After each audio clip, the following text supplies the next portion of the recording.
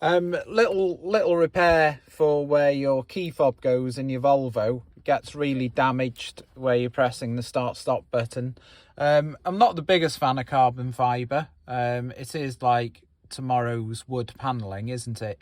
But I think of the choices I had, I think carbon fibre was the best. So I put a bit of carbon fibre around it.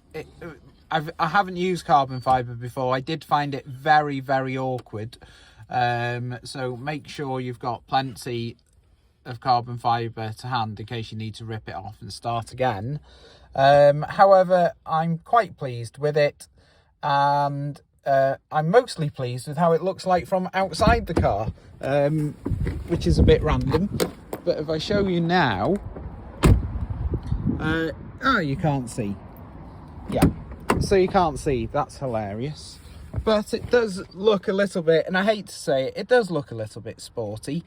And you can see here, like everybody says, when you're using carbon fibre, whatever surface imperfections there are underneath, you will be able to see it through the carbon fibre from certain angles.